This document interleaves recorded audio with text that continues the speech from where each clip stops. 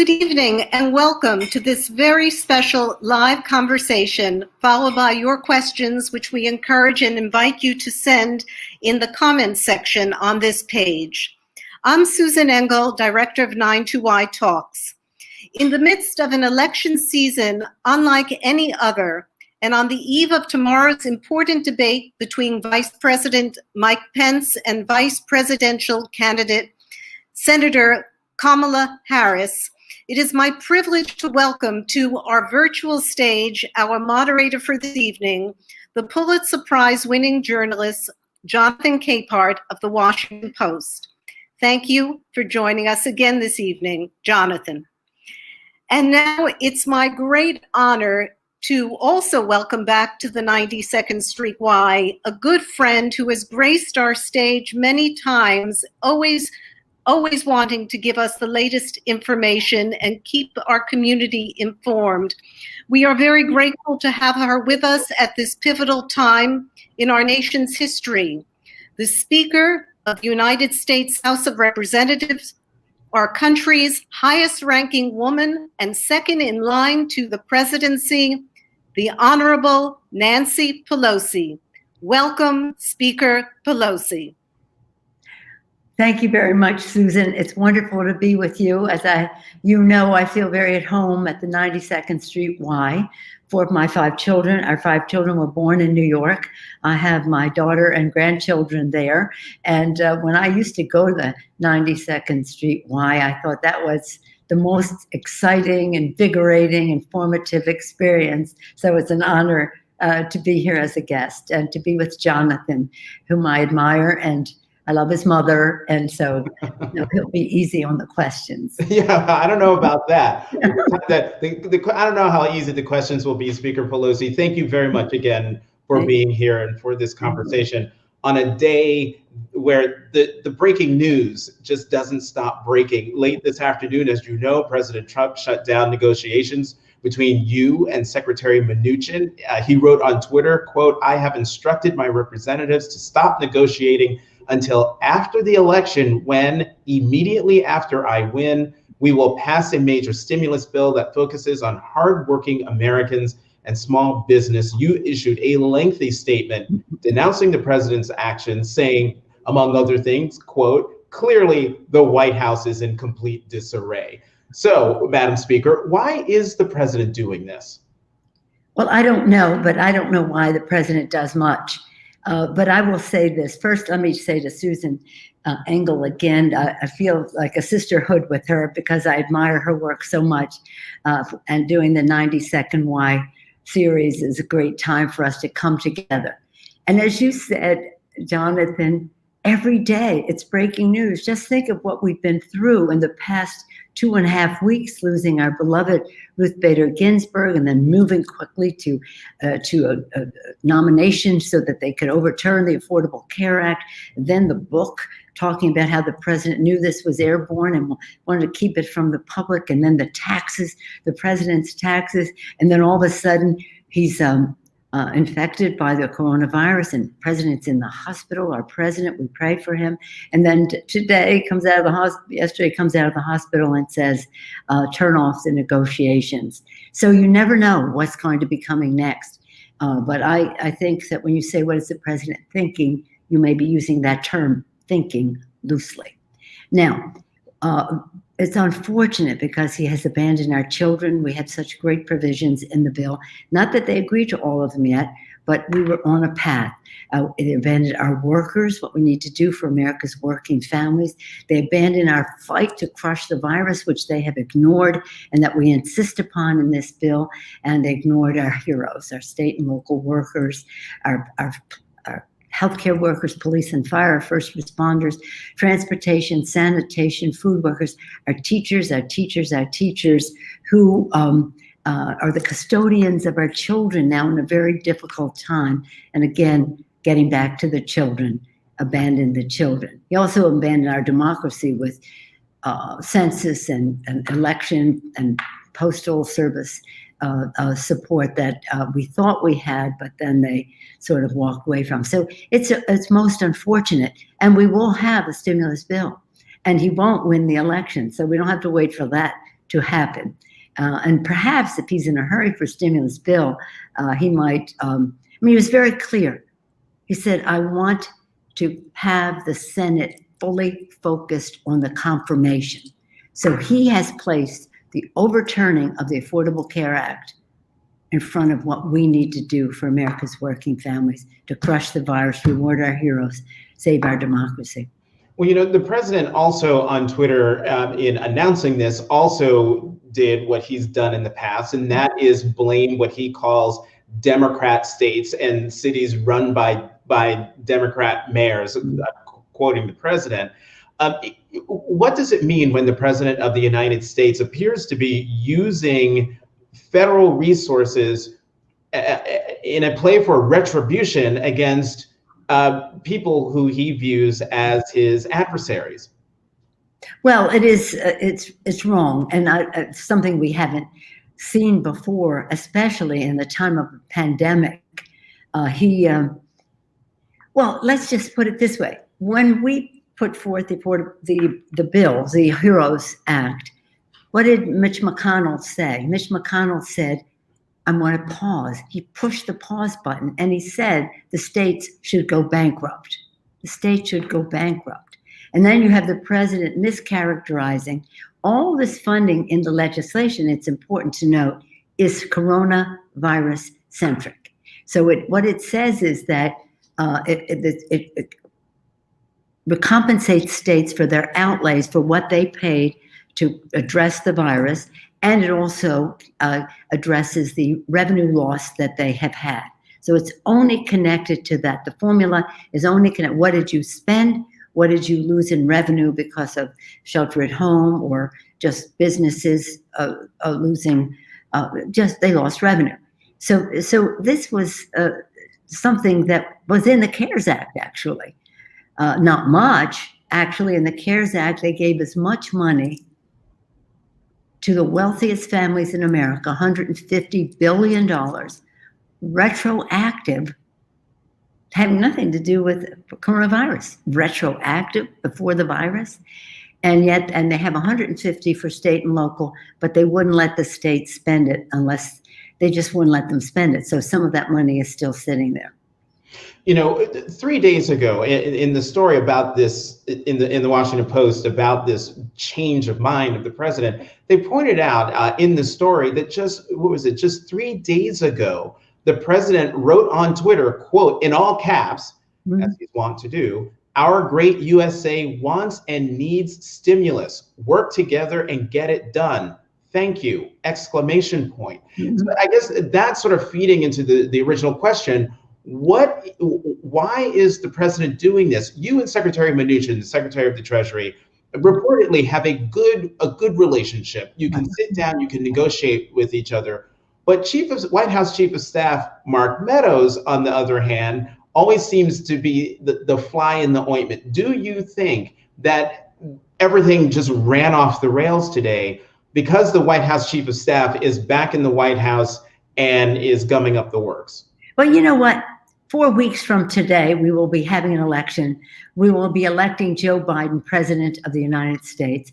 Tomorrow night, Kamala Harris will make us all proud in the debate with Vice President Pence. Why are we talking about Mark Meadows, for God's sake? 4 weeks from now, we're going to have a new president of the United States, and we have to make sure that happens. People say to me, in all these bills, you try to correct so many problems. You can't do it all. I said, I'm not doing it all, but I'm not going to make matters worse. But what we do have to do is focus our attention on winning the election. And the president made that. When he wins the election, we're going to write a new bill. Oh, really? What election would that be? We don't take anything for granted. We assume nothing. We don't agonize over what he's thinking, so-called. We don't agonize, we organize. So let's not waste our time on this. Let's look forward. Let's look forward when we don't have a question about whether we're going to help our children and their education, whether they're going to have food security and not be fearful of eviction because of a pandemic, and that we're going to say to our workers, we honor and reward work. We want to not question whether you are honorably taking an additional benefit while we're giving $150 billion to the wealthiest families in America and begrudging a $600 payment to a working family.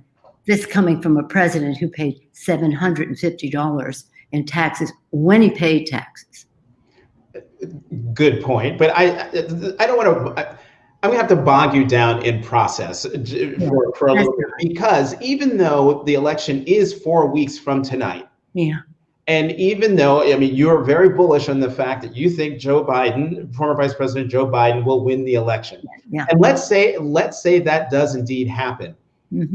He doesn't become president until January 20th. So what happens during the lame duck session of Congress?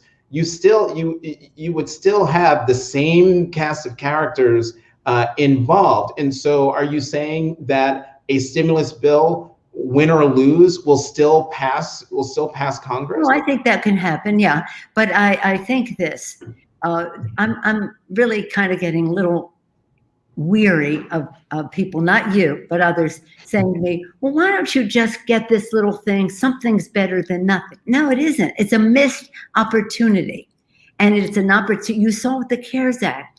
We made that a bill that was acceptable to us, but we had to pay a price. They stuck in $150 billion for the wealthiest families in America.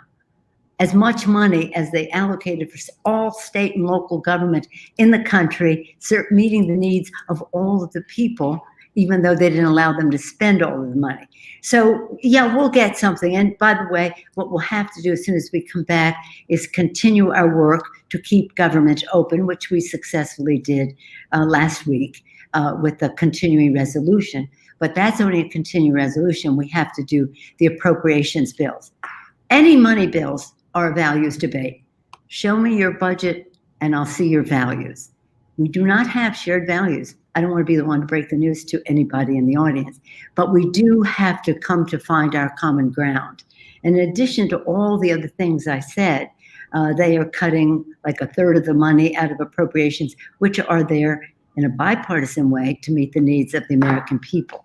So what will happen in the lame duck, and by the way, we won't have a new president for 2.5 months, but we'll have a new Congress in 2 months. We get sworn in 17 days before the president does. So we'll be ready. As we were when President Obama won, you recall, we came out of the Great Recession. We were in the Great Recession because of the meltdown of financial services industry. And we were ready with the American Recovery and Reinvestment Act. It was passed into law and signed by the president in a matter of weeks after his taking office. And let me tell you another story because of what Congress can do, even though the court may be going down its own path, because the president has directed that he wants the Affordable Care Act overturned. He wants to take away your pre-existing medical condition. He wants to take away the essential prevention benefits that are in the legislation. If your child is on, your older child is on your policy, forget about it, they're off it. Being a woman used to be a pre-existing medical condition until the ACA, and then we're back to that. And if you have family that is on, has a senior on Medicaid, where much of the funding for long-term care comes from, that's not going to be happening anymore either. So that's just to name a few of the things that the president is out to get with his let's move this confirmation so quickly that he even said he wants him, meaning Moscow Mitch, he wants him to devote full time to that instead of passing this stimulus now. But anyway, this is the story I want to tell you. It gives you hope. A few years ago, every March we honor Women's History Month. We honor some prominent women. That one year we honored the women of the court. Justice Kagan, Justice Sotomayor, and of course, Justice Ginsburg, who spoke for the group. And she spoke about a woman in 1876 who wanted to practice before the Supreme Court. She was turned down 9-3, with 6-3, 9 justices. She didn't take no for an answer. And so she went and lobbied the Congress. She lobbied the Congress. And 3 years later, Congress passed a law.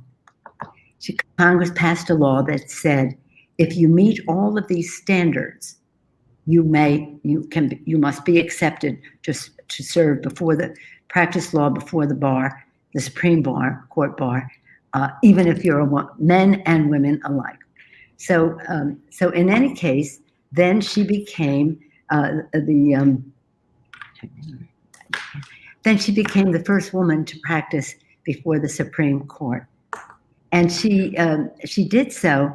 And then Ruth Bader Ginsburg said at this reception, packed to the rafters in the statuary hall where she would later lie in state. But anyway, that happy day, she said, that was a happy occasion when I saw that the Congress was so much more attuned to what was happening in our country in terms of equality than the court. Put it on these. So in any event, then fast forward, then we have before the court, the Lilly Ledbetter case. Mm-hmm. Court ruled against Lilly Ledbetter, ruled against women in the workplace. Really? And so Ruth Bader Ginsburg wrote the dissent. And the Ginsburg dissent became the Lilly Ledbetter Fair Pay Act. The Ginsburg dissent.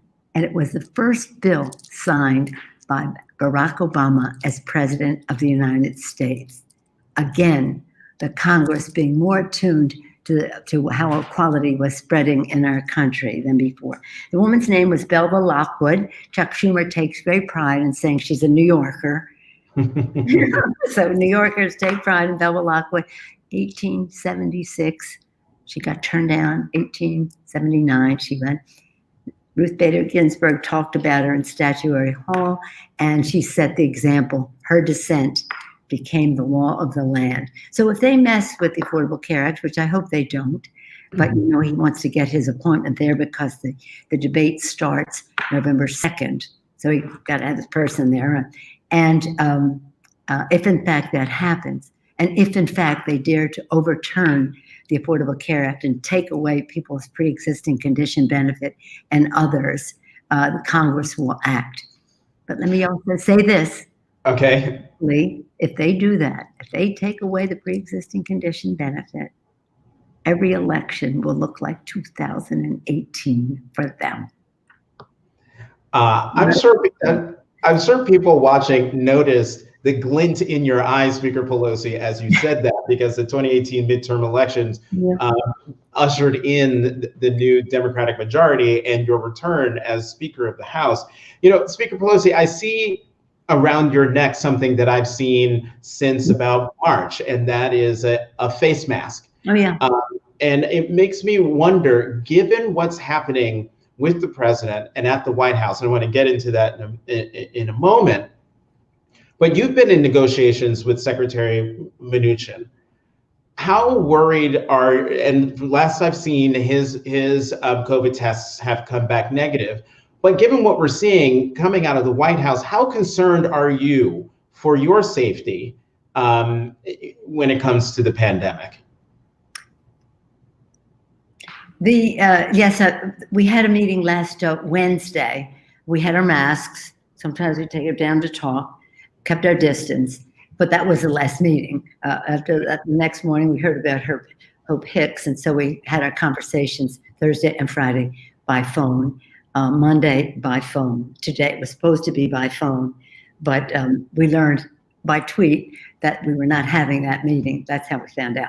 Mm-hmm. So anyway, I had, in abundance of caution, I went to the Capitol physician and was tested on Friday. Then I was tested again this morning, and yesterday morning, Monday morning, and both were negative.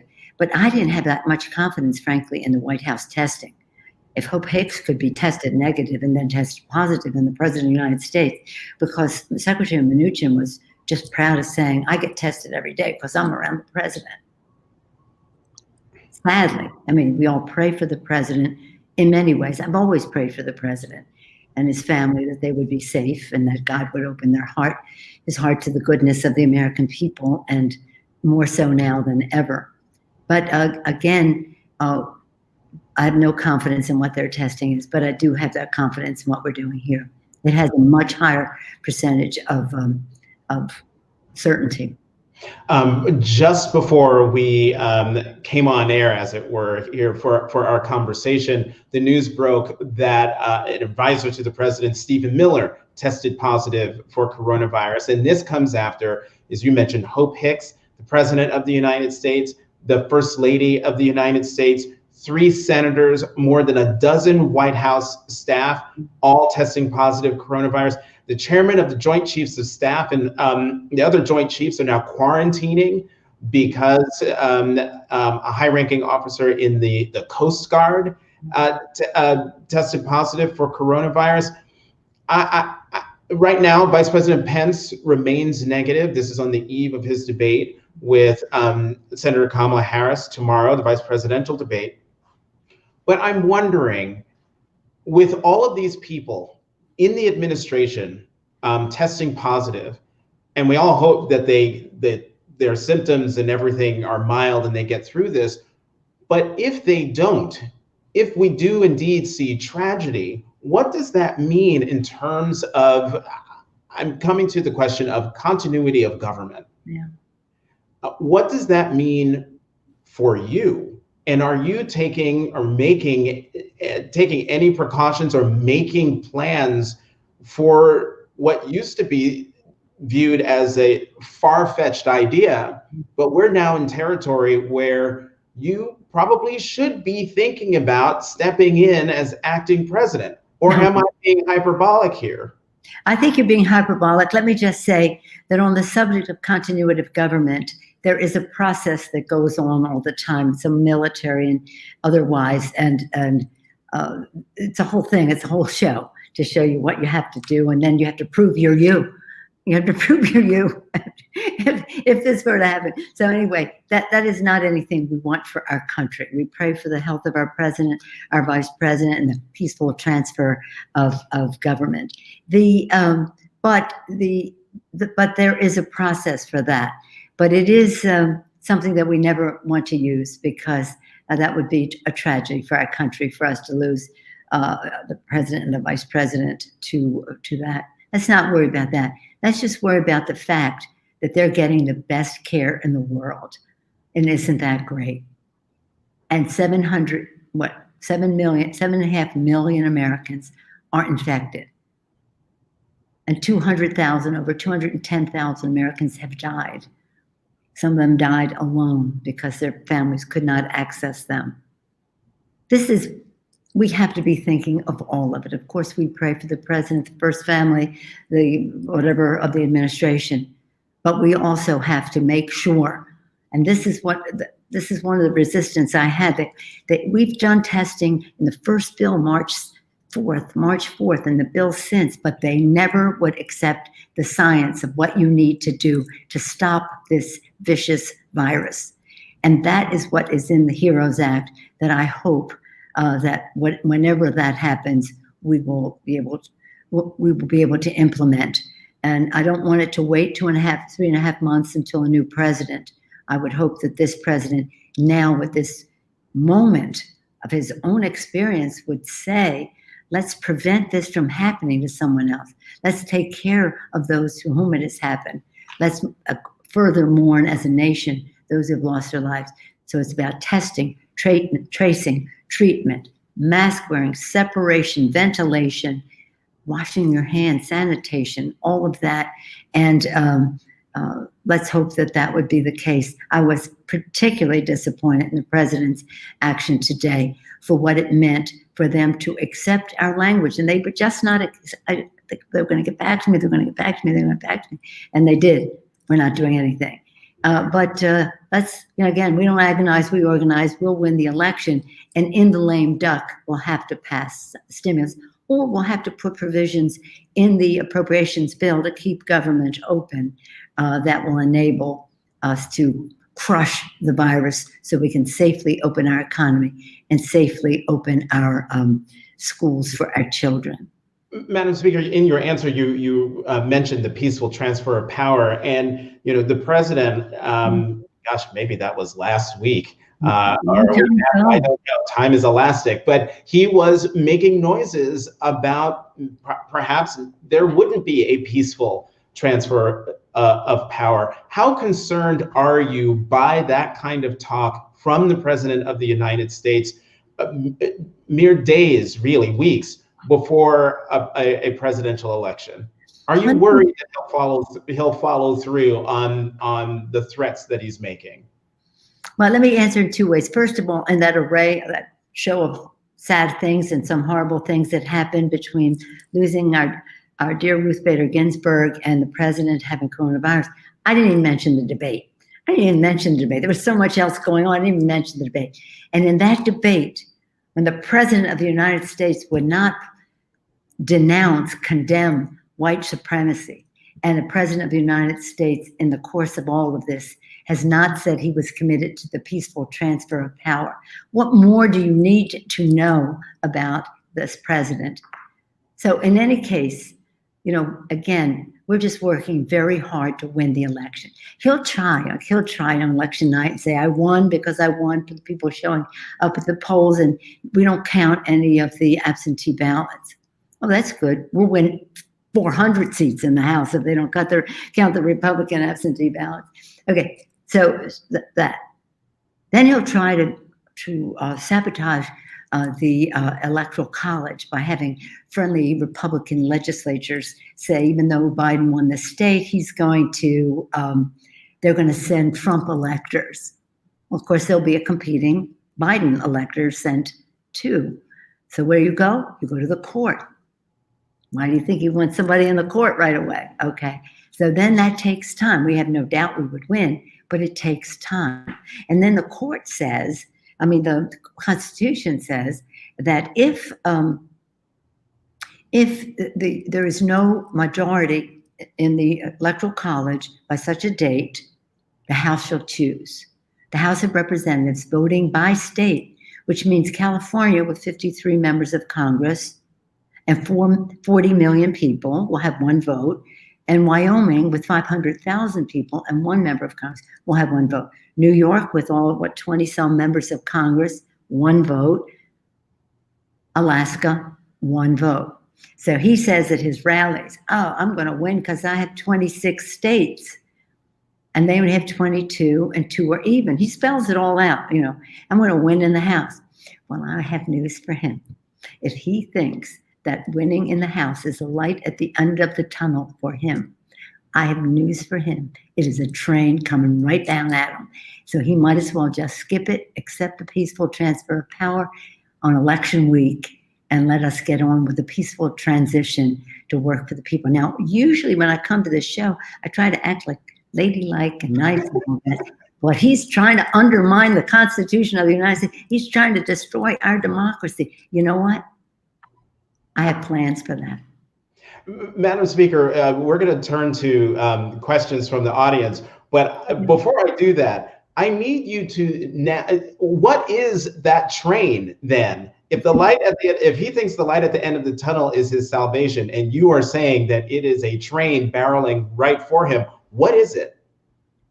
Oh, the Constitution is very clear, and the courts actually under Justice Scalia confirmed irrefutably that Congress seats, the majority in the Congress seats the Congress. So just take it from there. I don't want to show my whole hand, but I feel very confident about what the outcome would be. I don't want to go there. I call it Operation Just Win. Just meaning fair, just meaning only win.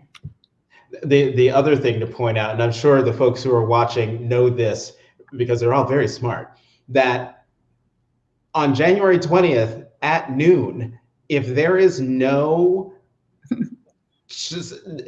declared winner of the presidency, President Trump is stripped of his power And correct me if I'm wrong, Madam Speaker, you would become acting president. Right. Well, I'll do everything in my power to make sure that that does not happen, that we will have Joe Biden clearly the elected winner and Kamala Harris vice president, and that they will be able to do the work for a transition, because there's so much work to do. This president will be the first president, I don't know in history, but in a long time, who ever lost jobs while he was president of the United States. We have to turn the economy around. We can't do that until you get rid of this virus. And we hope and pray for a vaccine, but it must be safe and efficacious for people to have trust. So this is about trust. Trust our system, trust our elections, trust our science, and let's move forward.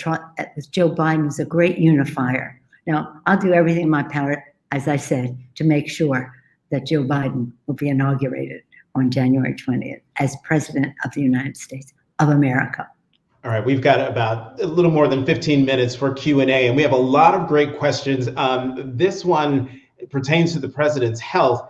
Are there any options the House has to push transparency about the president's health? Well, you would just think that there would be some level of trust and some respect for the American people's right to know what the president, first of all, people are praying for him, they're concerned about him, we all are, but we do have a right to know. Now, one of the options, not readily available right this minute, but when the 25th Amendment was passed in the middle 60s, certain things were put in place about how you make a judgment about the president. He can make a declaration of cabinet, and others can say that there should be even a temporary transfer of power to the vice president, whatever. But one part of the bill of that amendment has never been implemented, and that is Congress's right to establish a committee of respected physicians, et cetera, statesmen, to make that determination. And Jamie Raskin has that legislation. I don't think it would work for this president, but I do think, well, for this presidency, 3.5 more months, but we can establish it for the future. So there's much more clarity and a backstop to behavior that we've never seen. The founders could envision a rogue president who and had guardrails, but they couldn't envision a rogue president and a rogue Republican Senate that would reinforce that instead of executing system of checks and balances. And if the president wasn't able to perform his duties, that there would be, again, a peaceful transition on how that would go. And it might be temporary. It could be for days. It could be permanent. And speaking of the system of checks and balances, this question is, in the unlikely event Trump is reelected, do you anticipate another impeachment? I can't even entertain that thought. Now, you think I would have learned a lesson in 2016. You think in 2016, but I can't even entertain the thought, because this country is a great country. It's great. I mean, it's just so fabulous, and the people are so wonderful and so great. And it could even withstand one term of somebody like Donald Trump. But 2 terms, the damage it would do to the courts, the damage it does to our environment, what it does to our Constitution. He's completely disloyal to the Constitution. What it does to our people. We're a nation of immigrants, unless you're lucky to be born a Native American, and that's a blessing to you, those of us who love you, and to our country. But we are a nation of immigrants, and he denigrates our population all the time. And he degrades our environment from sea to shining sea and then beyond, this beautiful country, degrades it. I would say every day, but let me be clear, 2 or 3 times a week. And then our values, devalues them, who we are, a country, the greatest country that ever existed, a beacon of hope to the world, a symbol of equality and democracy and the rest and hope. So we don't agonize, we organize, but we cannot have 4 more years of that. And not only him, but his enablers, How are they ever going to explain to their children, what did you do when this was happening to our country? So again, I can't even act upon whatever would come next on that. I just have to make sure that every 28 days, what is it from today? 28 days. 28 days, it's almost over. So 28 days and about 5 more hours.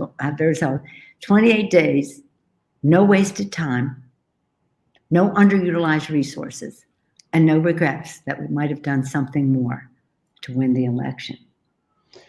Here's a question about Roe v. Wade. Can you talk about Roe v. Wade? Biden has said he will write Roe into law if the court overturns it. What would that process look like?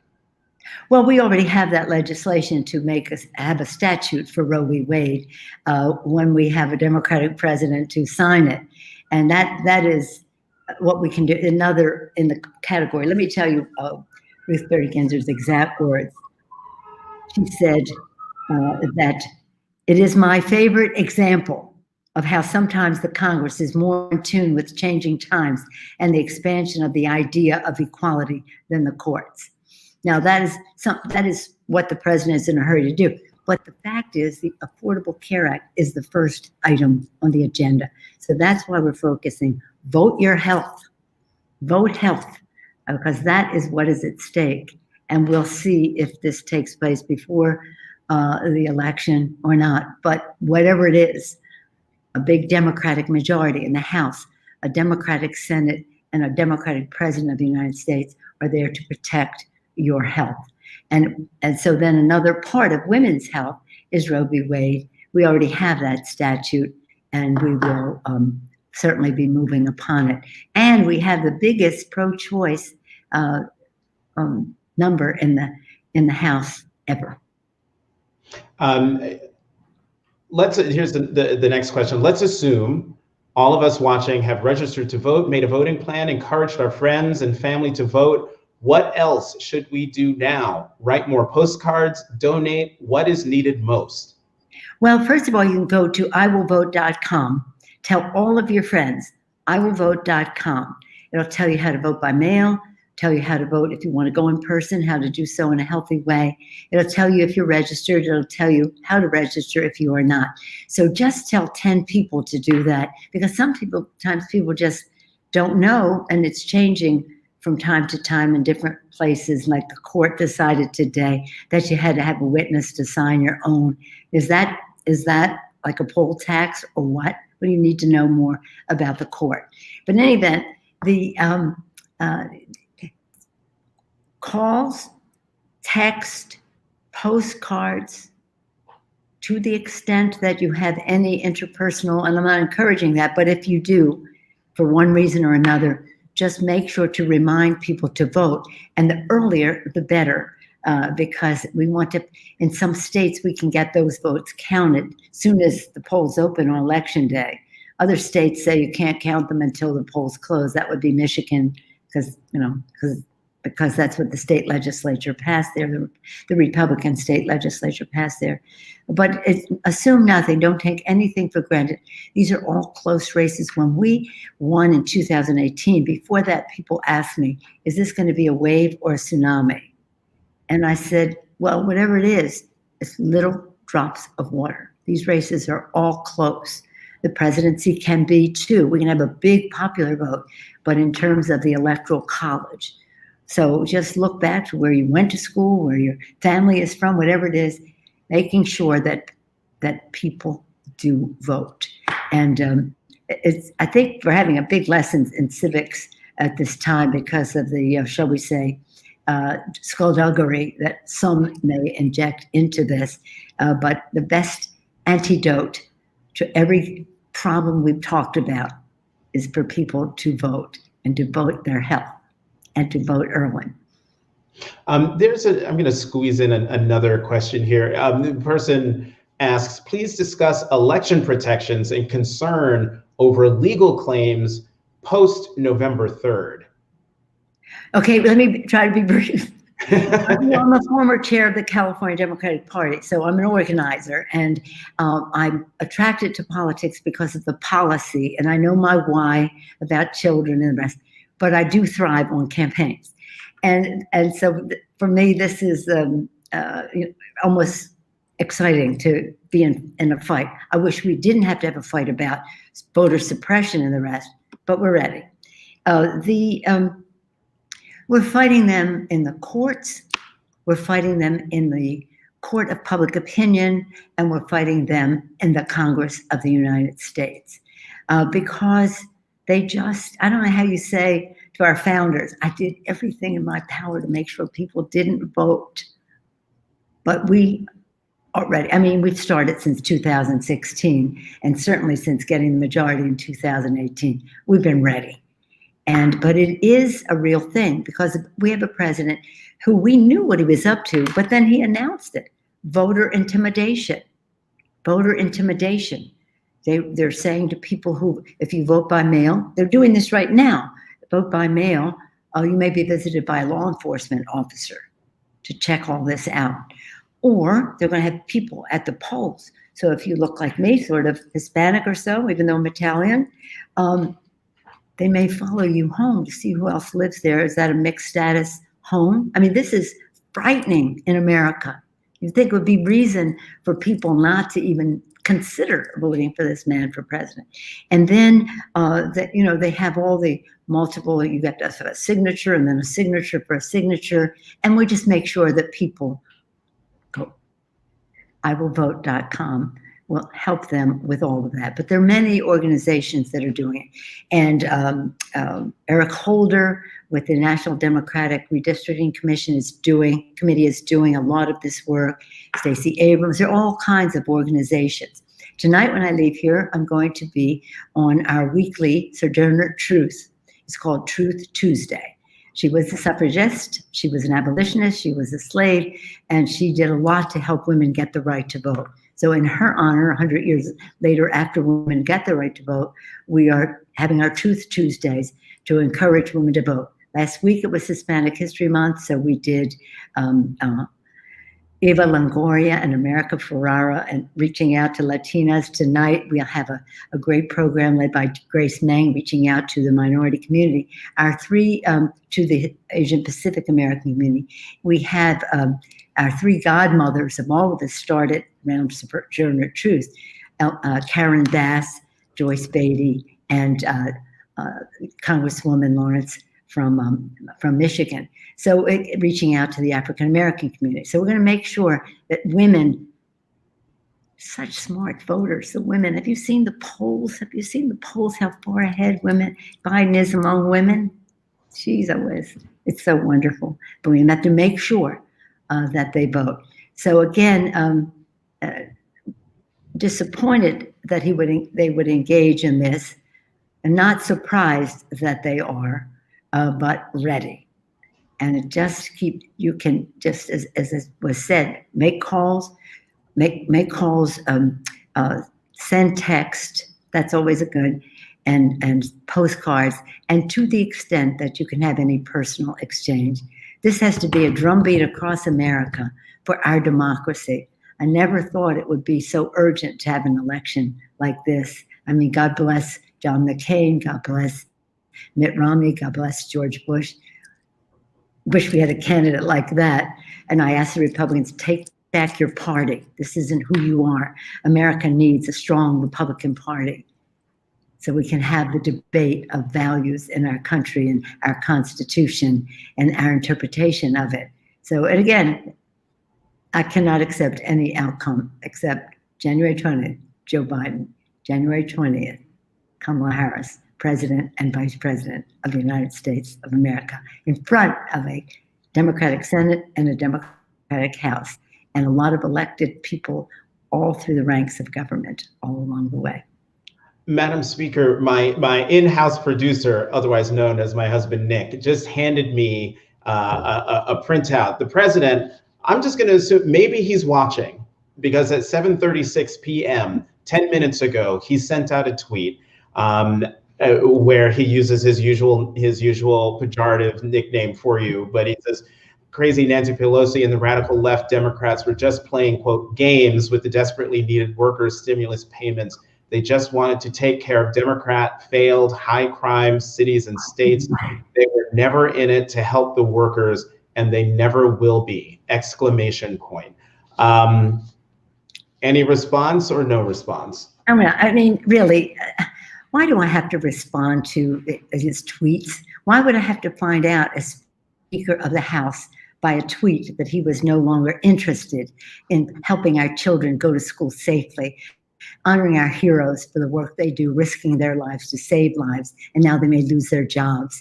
How I'd have to respond to him ignoring, and we know we have the evidence and the data in his own words, that he had no interest in crushing the virus early on to have saved lives and livelihoods in our country. Why would I have to respond to a person who doesn't want to do anything for elections or for the census or for the postal service, all elements of our democracy? Why would I have to respond to somebody who doesn't care about safety in the workplace for our workers? In fact, wants to have no accountability if any of them get sick. Why don't we just think in a positive way about how Joe Biden is going to unify our country? But he gets his way because the press likes to talk about what medicine he's injecting, if he's swallowing Clorox, or if he's advising that to other people and the rest. So he dominates. But I will not be deflected from our purpose, which is for the people. We're going to lower healthcare costs by lowering the cost of prescription drugs and preserving pre-existing conditions. We're going to have bigger paychecks by building the infrastructure of America in a green way. And we're going to have cleaner government by implementing H.R. 1, which we had in this term, and we will have again, led by John Sarbanes, to reduce the role of that big, dark, special interest money that just dominates the Republican Party and undermines the confidence that people should have in government, that their voice is not as strong as some other. So again, let me just say, I'm happy to be at 92nd for the 92nd Y series at 92nd Street Y. I wish I were there. I do thank you, Jonathan, for your questions. I don't particularly appreciate any of the name calling that the President of the United States does beneath the dignity of the office. But forget about him. 4 weeks, 6-7 hours from now, lame duck. Madam Speaker, I'm going to, in one sentence, because I want to squeeze this last question in from a viewer, and that is, what do you contribute to your success? In one sentence, what do you contribute to your success? Oh, my family, by my family. I was raised in a family that was devoutly Catholic, proud of our Italian-American heritage, fiercely patriotic, and staunchly democratic. So I associate my commitment to community to my faith as well. Family I was raised in, and the family that my dear husband, Paul, such a supporter, and my children, who are not only an inspiration, but a candid and friendship audience. Madam Speaker Nancy Pelosi, thank you very much for coming back to 92nd Street Y. Yes, but I thank you for that. And of course, I thank my constituents from San Francisco who give me the latitude to be Speaker and represent San Francisco values in the Congress of the United States. Thank you. Thank you.